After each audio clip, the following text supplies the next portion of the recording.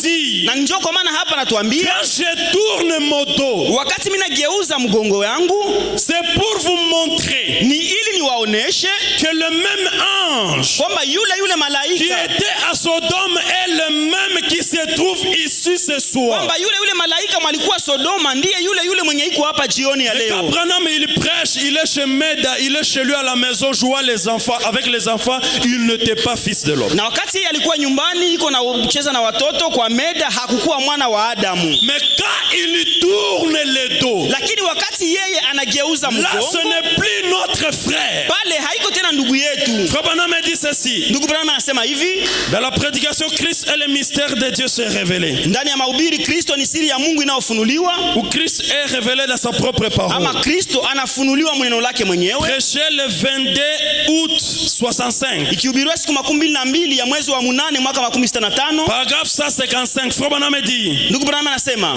maintenant prenons Jean, ou plutôt Luc 17:30. anasema tukamate kitabu cha Yohana, hapana, Luka 17:30. Et voyons ce que Jésus a prophétisé là-bas. Na tuone chenye Yesu aliweza kutabiri ile hapo. Quand il a dit ce qui arriva du temps de Sodome arrivera de même. Wakati yeye alisema ile ambayo ilifika kwa wakati wa Sodoma itafika kwa hii wakati pia. On a dit maintenant remarquez. Anasema sasa tambueni, Ceci se passe au moment où le Fils de l'homme sera révélé. anasema hiyo alama inafanyika wakati mwana wa Adamu atakuwa anafunuliwa. La révélation du Fils de l'homme. Ufunuo wa mwana wa Adamu. Or, Ijapokuwa le Fils de l'homme a bel et bien été révélé là-bas de façon puissante. mwana wa Adamu na nguvu kweli kweli alifunuliwaka kule munamna ya nguvu sana. Virgule. Mukato, Juste pendant quelques instants, kwa muda fulani tu,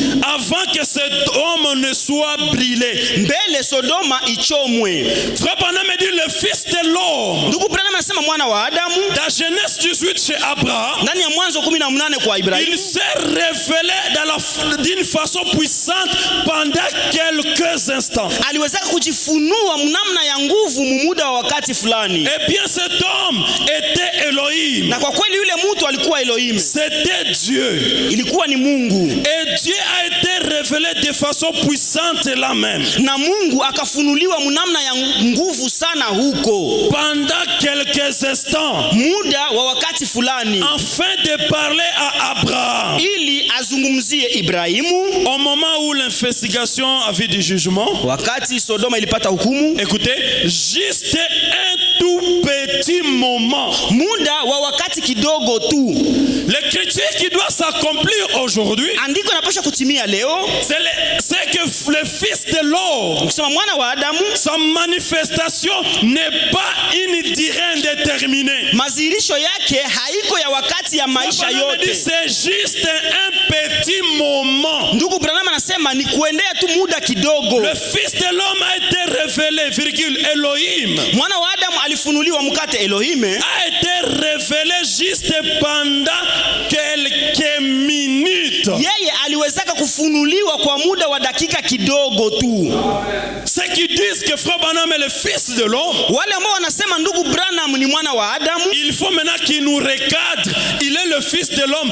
Est-ce que toute sa vie ou pendant quelques minutes? je, inatupasa au atupangie mzuri kama ni mwana wa Adamu maisha yake yote ama ni muda wa dakika kidogo? Parce que l'écriture de Genèse 18, Kwa maana andiko ya Mwanzo 18 qui doit se répéter aujourd'hui, ambayo inapaswa tena kurudilia leo, l'écriture là est que le Fils de l'homme se révéla pendant quelques instants. ile andiko inaonyesha kwamba mwana wa Adamu aliweza kujifunua muda wa wakati Frère kidogo. Branham, il ajoute, il dit pendant quelques minutes. Ndugu Branham anaongeza kidogo na kusema ni muda wa dakika kidogo. Ça veut dire quand le Fils de l'homme se manifeste, Ni kusema wakati mwana wa Adamu ce n'est anazihirishwa, pas un homme qui aime Fils de l'homme le matin, à midi et le soir. haiko mtu mwenye ni mwana wa Adamu asubuhi, mchana na jioni. Mais le Fils de l'homme, il vient aujourd'hui, Lakini mwana wa Adamu anakuja leo utilisant un corps. akitumikisha mwili, Et quand il se manifeste dans ce corps, na wakati anajizihirisha mwa ile mwili, c'est cela notre expiation. hiyo ndiyo ondoleo la dhambi letu la kweli. Frère Branham dit, Ndugu Branham Branham anasema, oh, je vais lire cela. nitasoma ile andiko. Je suis dans la prédication Dieu dévoilé. Niko ndani ya mahubiri Mungu anayejifunua.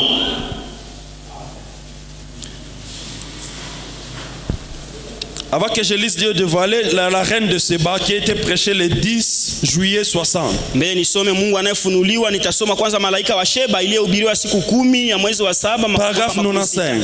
Ndugu mwaka kifungo 95. Frère Branham dit, ils sont venus de l'est et de l'ouest, Ndugu Branham anasema walitoka mashariki na magharibi, du nord et du sud pour attendre la sagesse de Salomon. walitoka kaskazini na kusini ili wakuje kusikia busara ya Solomono. Ici, la Bible parle de la sagesse. Hapa Biblia inasema juu ya busara. Mais quand Frère Branham il interprète cette écriture, Lakini wakati ndugu Branham anatafsiri ile andiko, nous avons vu qu'un prophète c'est celui qui interprète la parole. tuliona kwamba nabii ni yule ambaye anatafsiri neno. C'est quelqu'un qui donne l'essence même à la Bible. Na ni yule ambaye anapatia hata Biblia maana. C'est que les apôtres ont oublié dans la Bible, un prophète peut venir et le mettre.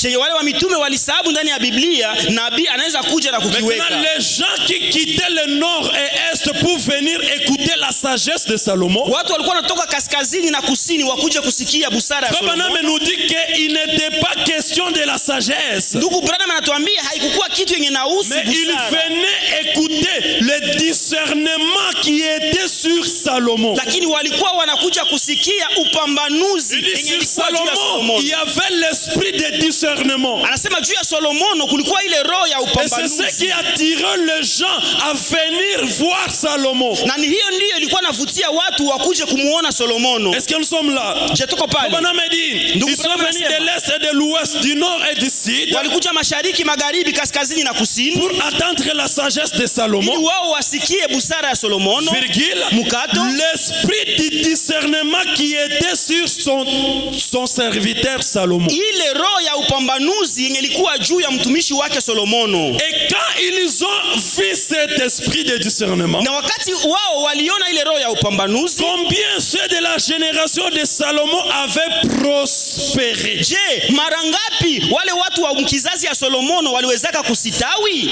L'esprit de discernement sur un homme pécheur. Roho ya upambanuzi kwa mtu mfanya dhambi. Un homme, probablement dit Salomon, c'est un prophète rétrograde. Ndugu Branham anasema Solomono alikuwa ni nabii mwenye anarudia nyuma. Branham dit Salomon, il était idolâtre. Ndugu Branham anasema Solomono alikuwa ndugu mwabudu sanamu. Mais quand l'esprit de discernement se trouvait sur lui, Lakini wakati roho ya upambanuzi ilikuwa juu yake, cela c'était la prospérité pour tout un peuple. ile ilikuwa ni usitawi kwa taifa lote. Les gens venaient voir cet esprit pour qu'il soit prospère. Watu walikuwa wanakuja kuona ile roho ya upambanuzi ili wao wasitawi.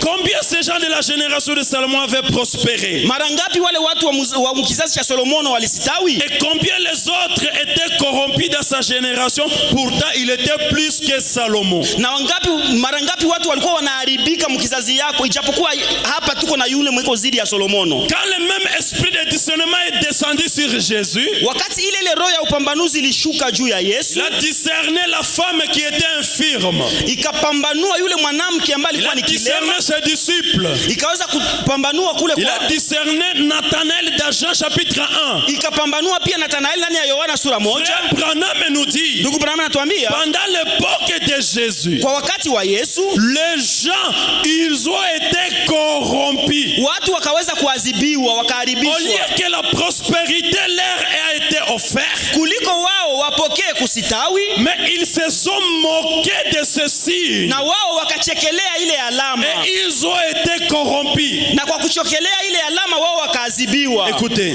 Sikieni, combien les autres mara ngapi de wengine l'époque de Jésus, kwa wakati wa Yesu ils étaient corrompus dans sa génération, pourtant il était plus que Salomon. wao wakaadhibiwa mkizazi chake, ijapokuwa yeye alikuwa zidi ya Solomono. Maintenant écoutez, Ça, c'est ce qui et est.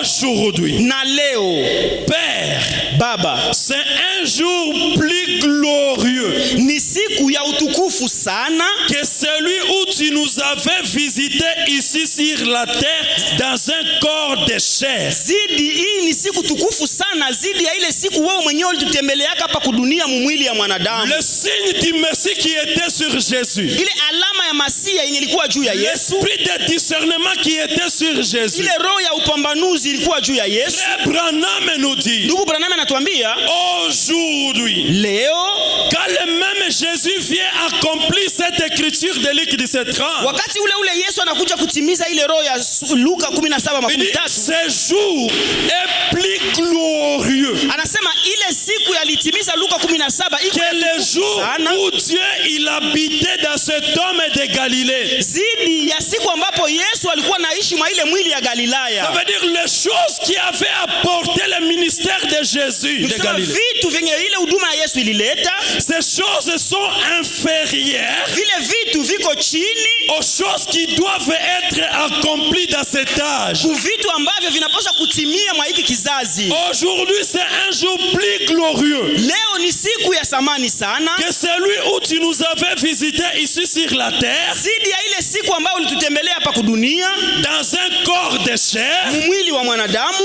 Pourquoi? Kwa nini? Car Kwa maana en ce jour-là, mwa zile siku, à l'époque de Jésus, mwa zile siku za Yesu, en ce jour-là, mwa ile siku ya Yesu, la véritable expiation n'avait pas encore été faite. ile ondoleo la zambi la kweli kweli lilikuwa haliyafanyika. Quand Jésus est sur la terre, Wakati Yesu anakuja kudunia, bien qu'il manifeste le signe du Messie, haizuru anadhihirisha alama ya Masia. cette génération était corrompue. Ndugu Branham anasema ile kizazi ikaweza Ils ont kuadhibiwa. rejeté cela. Wao wakatupilia ile. Pourquoi? Kwa nini? Baba me dit parce que la véritable expiation n'avait pas encore été faite. Anasema ni kwa maana ile ondoleo la zambi la kweli kweli lilikuwa Et haliyafanyika. dans la prédication, la fête des trompettes, paragraphe 200. Na ndani ya mahubiri sikukuu ya baragumu kifungo ya 200 Prêché inahubiriwa, le 19 juillet 64. ilihubiriwa siku 19 ya mwezi wa 7 mwaka 64. Frère Branham dit, Ndugu Branham anasema, est-ce que nous sommes là? je tuko pale? Et le message du 7e ange, Na ujumbe wa malaika wa 7 c'est le message de qui? ni ujumbe ya nani? De Frère Branham. Ni ujumbe wa ndugu Branham. Ça veut dire c'est l'âge dans lequel nous vivons. Anasema ni kizazi ambamo tunaishi ndani. Écoutez maintenant ce que ça fait. Sikia ambayo inafanya. Et le message du 7e ange, Na ujumbe wa malaika wa 7 sous la 7e trompette, chini ya ile baragumu la 7, exactement la même chose à tout point. kweli kweli ile kitu moja munukta yote. Le même sceau. Chini ya yule ile muhuri. C'est pourquoi, Ni kwa ajili ya nini? quand Dieu il envoie Frère Branham Wakati Mungu anamtuma ndugu Branham avec le message du 7e ange, na ile ujumbe ya malaika wa le 7, message qui comporte les 7 tonnerres, ile ujumbe amamo ndani mwake muko zile le ngurumo message 7, qui englobe tous les 7 sceaux de Dieu. ile ujumbe ambamo ndani mwao inafunga zile Ce mihuri 7 message za a Mungu. quel but? Ndugu Branham anauliza ile ujumbe Ce iko na shabaha message est gani? venu pour faire quoi? Anauliza ile ujumbe ilikuja ili Lui-même ifanye répond, nini? il dit, Yeye mwenyewe anajibu na kusema, pour appeler les gens, anasema ilikuja ili iite watu, l'épouse, bibi ya harusi, à sortir de la tradition pentecôtiste. kuita bibi ya harusi atoke mwa ile mila desturi ya Kipentekoste. Est-ce que nous sommes là? Je tuko pale. La tradition pentecôtiste. Ile mila ya Kipentekoste. Peut-être c'est par là qu'on va commencer le dimanche. Chazimwani hapo ndipo tutaanzia siku ya Le Jumapili. message, le premier but, Shabaha la kwanza c'est d'abord faire appeler les gens, l'épouse, à sortir de la tradition pentecôtiste ni kuita kwanza watu bibi ya harusi watoke mwa ile mila ya et la Kipentekoste tradition du monde na ile mila ya kiulimwengu, pour se tourner vers la véritable expiation. ili wao wageukie ile ondoleo la zambi la kweli kweli. Frère Branham nous dit à l'époque de Jésus, la véritable expiation n'avait pas encore été faite. Ndugu Branham anatuambia kwa wakati wa Yesu ile ondoleo la zambi la kweli kweli lilikuwa haliyafanyika. Voilà pourquoi ceux de sa génération étaient corrompus. Ndio kwa maana wale wa mkizazi ya Yesu hao waliweza kuadhibiwa. Jésus, il a envoyé un homme Sasa Yesu akamtuma mwingine avec le 7e message. akamutuma na yule ujumbe ya Pour malaika wa saba, qu'il appelle un peuple. ili yeye aite taifa, Et que ce peuple doit tout d'abord se détourner de ce qu'on appelle tradition. na ile taifa igeuke kinyume ya ile mila. Le dimanche, nous allons voir c'est quoi les traditions. Siku ya Jumapili tutaona kwamba ile mila ni nini. Frère Branham nous dit, Ndugu Branham anatuambia les appels à l'autel, ile kuita watu kwa ce sont des madhabahu, traditions de l'église pentecôtiste. anasema hiyo ni Methodiste. mila ya kanisa ya Pentecoste, Methodiste. ya Kimethodiste. Il dit appelez les gens ici à l'autel. Anasema kuita watu hapa kwenye On dit, madhabahu, c'est une tradition méthodiste. anasema ile ni mila ya wale watu Cela wenye mtindo. n'existe pas dans la Bible. Anasema ile haikuwake Il dit, mubiblia. c'est l'église méthodiste qui a instauré cela. Anasema ni kanisa la wanamtindo ndio walianzisha Il nous ile, dit que c'est une bonne tradition. lakini anasema ni mila nzuri Imposer le main aux gens. kuwekea watu mikono. Frère Branham nous dit, Ndugu Branham anatuambia, c'est la tradition juive. anasema hiyo ni mila ya Kiyahudi. Il dit ça, Anasema ile. cela n'est pas pour les gens des nations. Anasema ile kuwekeana mikono sio ya watu wa Et dans la kimataifa. Bible, il y a un homme qu'on appelait Jairus. Anasema kulikuwa mtu mmoja walikuwa wanamuita Yairo, Un homme juif. mtu Muyahudi. Quand sa fille était malade, Wakati binti wake alikuwa il a mgonjwa, dit, Seigneur, akasema Bwana, ne passe pas, usipite, entre dans la maison de ton serviteur. ingia munyumba ya mtumishi wako Impose les mains à la fille na uwekee huyu binti et mikono elle sera guérie. na huyu binti atapona. Mais frère Branham nous dit, Lakini ndugu Branham il y anatuambia avait un homme qu'on appelait le centenier romain. kulikuwa mtu mmoja walikuwa wanamuita mjamadari wa Kirumi, Un romain, Mrumi, un homme de gentil. mtu wa kimataifa. Et lui, il a dit à Dieu, Yeye akaambia Yesu, moi je ne suis pas digne, mie sistahili, mais Seigneur, si tu dis un mot, lakini Bwana wewe ukisema tu tamko le moja, serviteur sera guéri. yule mtumishi wako atapona. Branham a dit ça, c'est la foi des nations. Ndugu Branham anasema ile ni imani ya watu wa Pour mataifa, que nous soyons guéris. ili sisi tupone. Branham a dit, il n'est pas question, Ndugu Branham anasema haihusu, il n'est pas nécessaire haina umuhimu qu'on nous touche. watu wekee Mais Branham mikono. dit, c'est une tradition aussi bonne. Anasema lakini ni mila nzuri. Branham a dit, Ndugu Branham anasema, avant que je continue cette écriture, mbele laisse-moi niendeleshe hii dire, andiko pour que ça ne soit pas comme si c'est le frère qui est en train de... ili isiwe sawa vile ni mie ndugu njo niko nabisema. Branham dit ceci dans la prédication. Ndugu Branham anasema ndani ya mahubiri, Branham dit, ndugu Branham anasema je suis dans la prédication. niko ndani ya mahubiri. Question et réponse qui a été prêché le 27 mai 62. Swali na majibu ilihubiriwa siku 27 ya mwezi wa 5 mwaka Paragraphe 62, 125. kifungu ya 125. Branham dit, chers sœurs ou frères, Ndugu Branham anasema, ndugu wapendwa wa ndugu na je wadada, pourrais certainement vous imposer les mains, kweli kweli ningeweza kuwawekea mikono, mais cela ne vous rendrait pas libre. lakini ile kuwawekea mikono haitawaleta kukua huru. Ce qui vous rendrait libre, Itawaleta kukua huru de savoir ce que vous êtes déjà libre. ni nyinyi, itawaleta kukua huru ni nyinyi kujua kama muko huru. Ne vous mettez plus sous le joug de la servitude. Nyinyi msijiweke tena chini ya mizigo ya kazi. Vous êtes totalement libre. Kwa kweli kweli hamuko watumwa, muko huru. Le fait de vous imposer mes mains n'est qu'une tradition. Ile ya kuleta tu mimi niwawekee mikono ni mila tu. Le fait, moi, Branham, Mimi Branham, ile tu kuwawekea de mikono, vous imposer mes mains kuwawekea tu mikono yangu, n'est qu'une tradition. ile ni mila tu.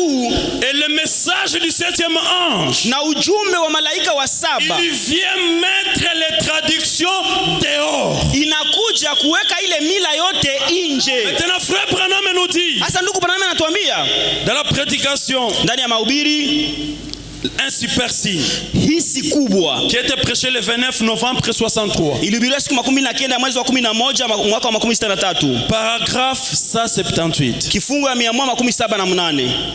Est-ce qu'il y a quelqu'un ici ce soir? Je, kuna mtu hapa jioni ya leo? Je commence au milieu. Donc, le super signe, 29 novembre 63. Naanzia katikati ile hisi kubwa, 29 mwaka wa makumi. Ça, c'est 78. Frère Branham dit, Funga 178. Ndugu Branham anasema, j'ai toujours cherché à vous éloigner de cette tradition. Mimi nakuwa nikitafuta tu namna gani ya kuwawewa mbali ya hii mila. Quelle tradition? Mila gani? D'avoir toujours l'imposition des mains comme les juifs jadis. Kukuwa tu na ile mila ya kuwekeana mikono sawa vile wale Wayahudi wa zamani. Moi, Branham, le fils de l'homme. Mimi ndugu Branham, mwana wa Adamu. Un fils de l'homme qui manifesta le fils de l'homme. Mwana wa Adamu ambaye anazihirisha ishara ya yule mwana wa Adamu. Toujours cherché Na kuwaka tu nikitafuta à vous éloigner ni wabebe mbali de cette tradition. Ni wabebe mbali ya ile mila. Quand frère Branham dit il fait nous éloigner, Wakati anatuambia anapenda kutubeba ça veut mbali, dire il nous faut s'éloigner. ni kusema inatupasa sisi wenyewe J'ai twende toujours mbali. cherché Anasema niko à natafuta vous éloigner de cette tradition, ni wawewe mbali ya ile mila d'avoir toujours l'imposition des mains ya kukuwa tu na tabia ya kuwekea mikono comme les juifs jadis. sawa vile wale Wayahudi wa zamani. Jairus a dit, Yairo alisema, viens imposer les mains à ma fille et elle vivra. kuja uwekee binti yangu mikono na yule binti atapona. Le Romain a dit, Yule Murumi akasema, prononce seulement la parole. wewe utamke tu neno. Frère Branham dit, Ndugu Branham anasema, c'est ainsi que les gentils croient ça. na ni hivyo wenye mataifa waamini vile. Est-ce qu'il y a les gentils ici ce Je, soir? kuna wa mataifa hapa? Frère Branham nous dit Ndugu Branham anatuambia que son message, ujumbe wake c'est pour appeler une épouse à sortir de la tradition. ni kuambia bibi harusi atoke katika mila. Aussi longtemps on est encore dans la tradition, Kwa wakati yote tuko katika mila, on ne peut pas voir la manifestation du Fils de l'homme. hatuwezi kuona mazirisho ya La mwana wa Mungu. première des choses, Kitu ya kwanza on quitte la tradition ni kutoka kwanza mumila pour se tourner ili tugeukie vers la véritable expiation. ili tugeukie ile ondoleo la zambi la kweli. Christ personnifié ici ce soir. Kristo akifanyika mutu hapa Ça jioni ya veut dire leo. pour que Christ soit manifesté, Ni kusema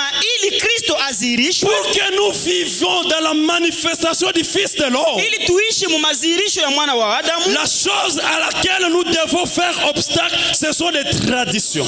Kitu ambayo inapaswa kutufanyizia kipingamizi ni ile On mamila. n'entre pas dans la présence de Dieu Hatuingie muwepo wa Mungu avec les traditions. na hizo mamila za zamani. Qu'est-ce qui fait les traditions? Mamila zinafanya nini? Pourquoi la petite Bethléem? Ndani ya mahubiri, kwa nini ile Bethlehemu mji Paragraphe mdogo? 68. Kifungu 68. Frère Branham dit, Ndugu Branham anasema, importe ce que dit la tradition, haizuru ile yenye mila inasema, c'est sa parole qui compte. ni neno lake njo la umuhimu, Et c'est ce qu'il acceptera. na ni neno lake tu ndilo ataitika. Frère Branham dit, peu importe si la tradition est bonne. Anasema haizuru desturi yenu ikuwe nzuri. Frère Branham dit, c'est sa parole qui compte. Anasema ni neno lake ndilo la Et muhimu. Frère Branham dit, j'ai toujours cherché Ndugu Branham anasema mimi nakuwa nikitafuta à tu, éloigner les gens de la tradition. nakuwa nikitafuta kubeba mbali watu mbali na mila.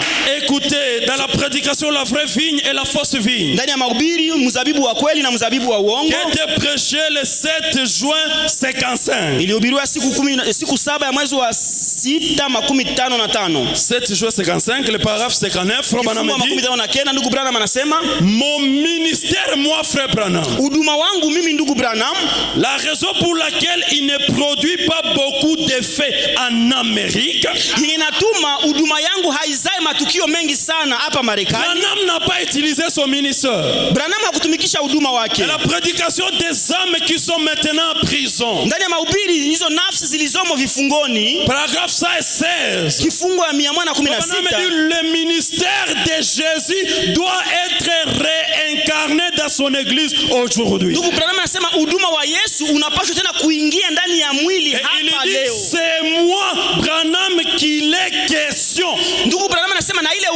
kufanyika mwili na nihusu mimi ndugu Ça Branham. veut dire le ministère de Jésus s'est incarné aujourd'hui. Nikusema ndugu Branham anasema huduma wa Yesu ulivaa Maintenant, mwili frère leo. Branham nous dit Ndugu Branham anatuambia, que mon ministère, anasema huduma wangu, la raison pour laquelle ne produit pas beaucoup d'effets ici en Amérique, kitu kinatuma huduma wangu haizai matukio mengi sana hapa Marekani. je pense que c'est parce que le peuple américain aime beaucoup l'imposition des mains. Nafikiria ni kwa ajili ya wana wa Marekani wanataka mara mingi kuwekewa mikono. Pourquoi? Kwa nini? C'est ce qui leur a été prêché. Na ni ile ndio wao walifundishwa. C'est comme ça qu'ils ont été endoctrinés. Na ni vile ndio mafundisho ambao walipewa. C'est ça une tradition juive. Na ni hiyo ni mila ama kanuni za Kiyahudi. Pouvons-nous voir Jésus? Ndani ya mahubiri tunaweza kumuona Yesu. Est-ce que quelqu'un peut voir Jésus ce matin, ce soir? Mtu anaweza na Yesu jioni ya leo. Prêché le 19 juin 58. Ilihubiriwa 19 mwezi wa 6 mwaka 58. Le paragraphe 6. Kifungo ya 6. Ainsi, Kwa hiyo mon ministère n'a jamais été très efficace aux États-Unis. huduma wangu haujawahi kuwa wa nguvu sana hapa Marekani. Pourquoi? Kwa nini? Parce que les gens ont reçu comme enseignement la vieille tradition juive. Kwa maana watu walipokea sawa mafundisho hiyo mila ya zamani ya kizee ya Kiyahudi. Si nous recevons la vieille tradition, Kama sisi tunapokea hiyo mila ya zamani, si nous demeurons dans la vieille tradition, kama tunadumu na kuketi mwa hiyo mila ya zamani, cela enlève la force au Fils de l'homme. ile inaondoa nguvu kwa mwana wa Adamu. Le Fils de l'homme se manifeste Ndugu, mwana wa Adamu aux anajizirisha gens qui ont déjà quitté les traditions. kwa wale watu ambao wameisha toka mwa ile mila. Mon ministère n'a jamais été très efficace aux États-Unis. Huduma wangu haujawahi kuwa na nguvu sana Marekani, Parce que les gens ont reçu comme enseignement la vieille tradition juive, kwa maana watu walipokea sawa mafundisho hiyo mila ya zamani ya Kiyahudi, qui consiste à imposer les mains aux malades. ambayo ilikuwa inahusu kuwekea wagonjwa mikono, Écoutez, je vais lire ici pour moi. Il dit qui consiste. ambayo inahusu Le frère va lire pour que ça soit un peu clair. Qui consiste. Ainsi, mon ministère n'a jamais été très efficace ici aux États-Unis.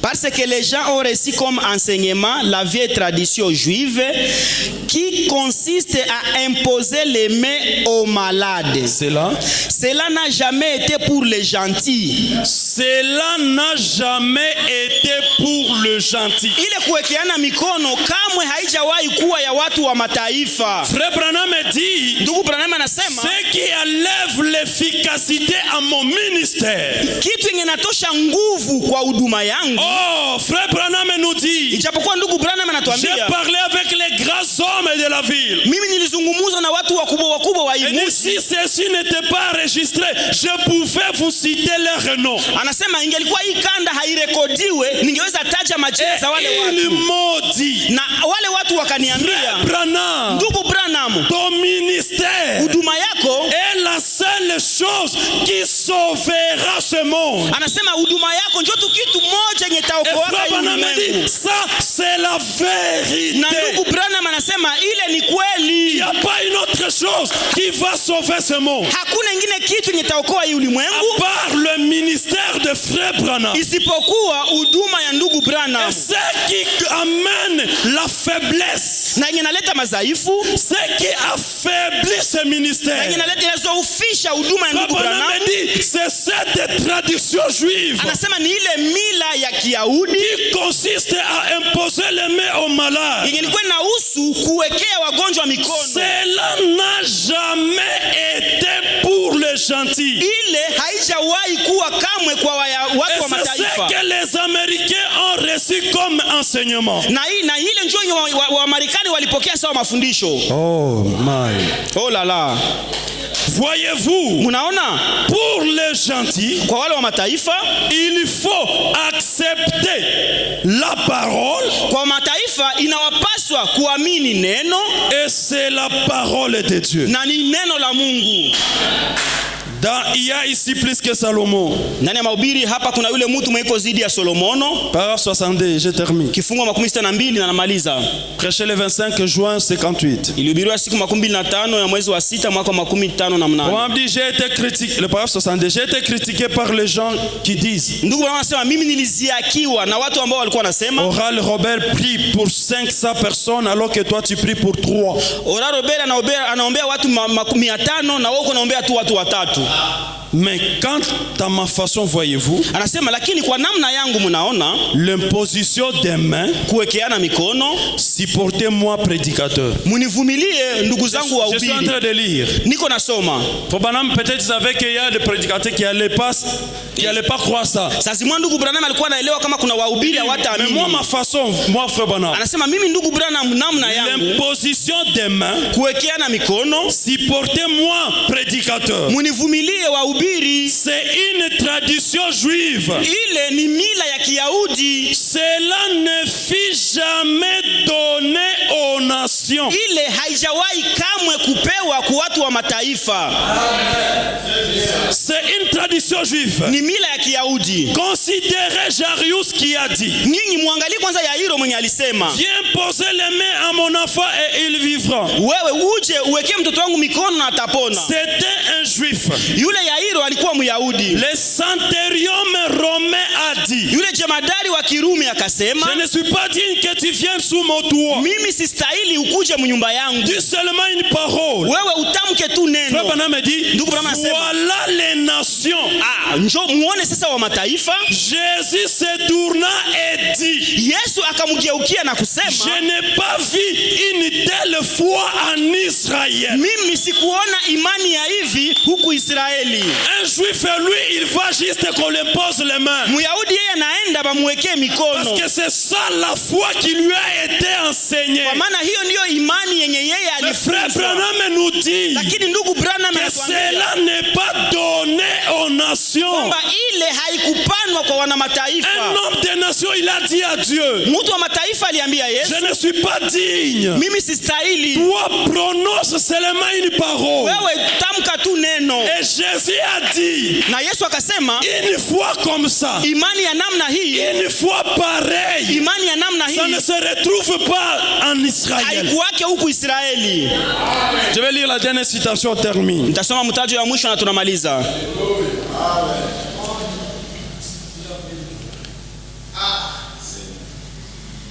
Est-ce que frère Tezo dit qu'on ne va pas imposer les mains aux gens? Ndugu anasema tusikuwe tunawekea watu mikono. Frère Branham dit c'est une tradition juive. Lakini ndugu Branham yeye anasema tu kwamba ni desturi ya Kiyahudi. Ce n'est pas notre tradition. Ile si desturi yetu. Mais lakini tradition que on va adopter. Lakini ni mila yenye tutakamata. Voilà. Donc ça peut arriver que ça se fait. Nikusema inaweza wezekana tunawekea mtu mikono. Ça ne brise pas les écritures. Na kuwekea mtu mikono haivunje maandiko. Je vais mettre l'équilibre là-dedans. Mimi nitaweka mzani pale. Ndugu Branham anasema. Dans la prédication Élie et l'offrande de farine. Ndani ya mahubiri Elia na sadaka ya unga. Qui a été prêché le 10 mars 60. Ilihubiriwa siku 10 ya mwezi wa 3 mwaka 16. Paragraphe 7. Kifungo ya 7. Les frères vont nous projeter cela, c'est par là qu'on va terminer. Ndugu atatuweza kutuwekea ile kututangazia ile tutamalizia pale. Mars 60. Siku 10 ya mwezi wa 3 mwaka 16. Elia na sadaka ya unga. Kifungo ya 7. Faut bien me dire ceci. Ndugu Branham anasema hivi. Maintenant, sasa demain soir, kesho jioni, ce sera un service de guérison. Kutakuwa kazi ya uponyaji. Je dois mener les réunions américaines de la façon dont les gens ont été enseignés. Mimi nitapaswa kuleta mikutano ya wa Marekani ifanyike kulingana gisi watu walifundishwa. Qu'est-ce que les Américains ont été enseignés? Wa Marekani walifundishwa nini? Branham a dit ils ont été